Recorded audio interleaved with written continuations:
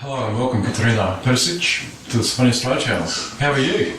Good, how are you? I'm going really well. Katarina, you are actively involved musically with the Slovenian community in Victoria. If we look back when you began music, at what age did you begin learning and on what instrument? I think I probably began before I can remember, probably singing in church choir. I think my mum told me I would go to Mass and sing in the choir with her, in the English choir and then the Slovenian choir. I then formally started learning the organ. I think I might have been about 9 or 10 or something like that. Yeah, started learning the organ. What drew you to that instrument? I'm not sure. I think probably just seeing it at church and wanting to play. My brother as well. So there you go. My brother, a few years older, was learning, so I think I started learning as well. So you come from a musical family? I think so. Yeah, my brother, my older brother, was musical. I am. My parents not so, but became interested as we were learning. Yeah. When and where did you start performing for the Slovenian community? Probably again, I can't remember, but it would have been at some sort of Mother's Day or some sort of ceremony welcoming someone from Slovenia with flowers. When I was small, I've got pictures of me giving flowers to important people in my Narodnosha. Well, that would have been around Melbourne or somewhere else? Geelong. Geelong. Maybe in Melbourne too, as I got older, but yeah, definitely in Geelong. Mm-hmm.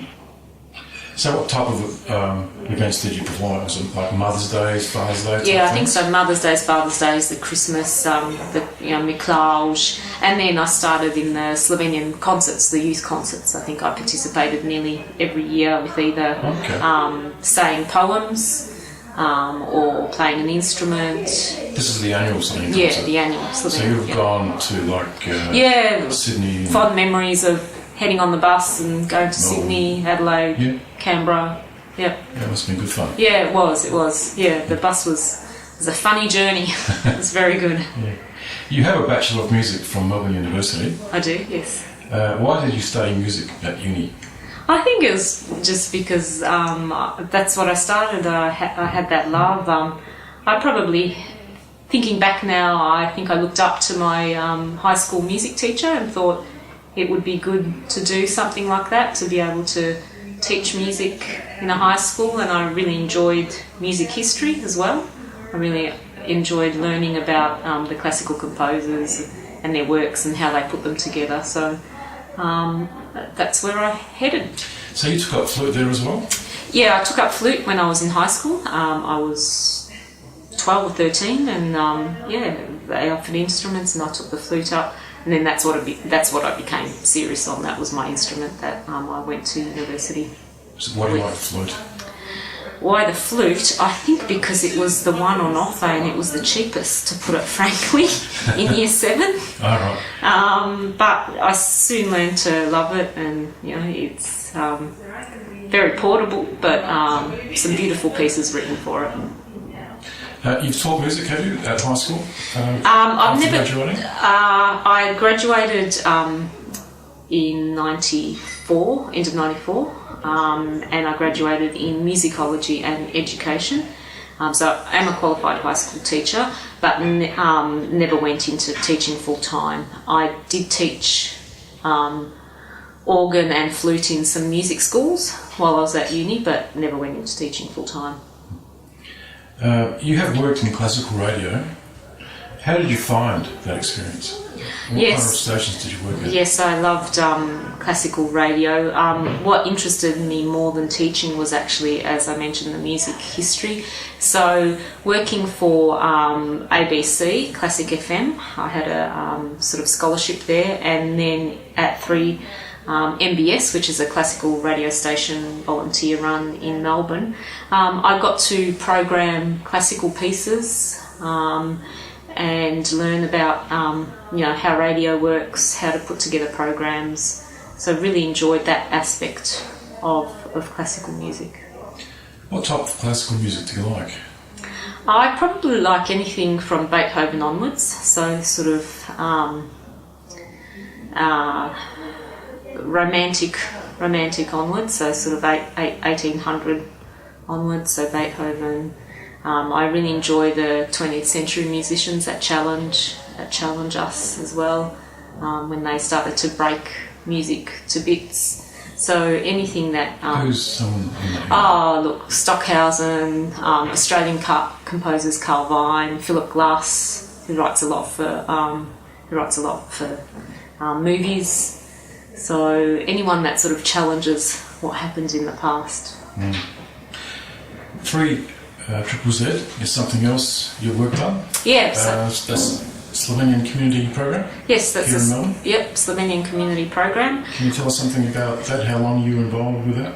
I think about 19 years. I started when I was at uni, and it was the youth show. So it's a Wednesday night program, still is 7 till 8 on a volunteer radio station.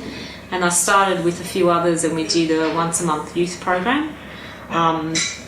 And I think I was the youth for the next 19 years, but towards the end just helped out on other programs. How are you involved with the Slovenian community today, musically? Yes, so I am one of the organists for the Slovenian Church Choir that's based in Kew, and I have been there since probably about 97 when I came back from Slovenia after a trip there, and have helped out and play the organ and rehearse with them probably once a month now, once to twice a month. What kind of church pieces do you play there with the choir? There's a whole repertoire that the previous conductor has, all the choir learnt. So it's mainly from Cerkvene. It's a book of all church songs, Cerkvene pesmi, that I've had since I was young, and then other bits and pieces that have been there. But the choir tries to sing 4-part harmony, quite a lot of songs, and then quite a few songs we also do all together as a group, the church sings. So, yeah.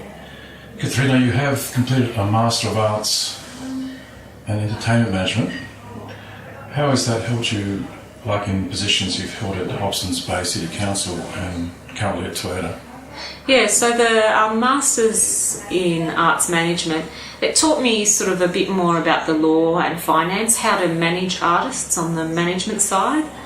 So always being aware of an artist's sensibilities and what they need to produce, being that a visual artist, a musician, a writer, a sculptor, whatever it is, being aware of the needs that they need to produce, and then me on the other side managing their contract for them, getting them their work, etc. So the Masters taught me the more business side of managing an artist. So yeah, I really enjoyed the course. Why are you proud of your Slovenian heritage? I think I was always brought up to remember that sem Slovenka, and that's where my parents came from, and I feel it's really imbued in me. It means a lot to me. I speak the language, I think, reasonably well. I went to Slovenia after I finished uni on a scholarship to study the Slovenian language at Ljubljana University. I was there for nearly 2 years, and I really enjoyed it. Lived in the Študentski dom, in the student village, and practiced my Slovenian, and I just feel it's part of me. A lot of my relatives are there, and I feel dual. I feel Slovenian, I feel Australian. I wouldn't say I'm one or the other, I'm both. What are some of the favourite places you like to visit when you're in Slovenia? I love the coast. Piran is beautiful. We were just there last year, Piran. I always go to Bled. Have to have a kremšnita, a vanilla slice. Walk around the lake first, then have a vanilla slice. Bohin, I think it's all beautiful and so small. Katarina, thank you very much for the interview, and all the best for your future. Thank you.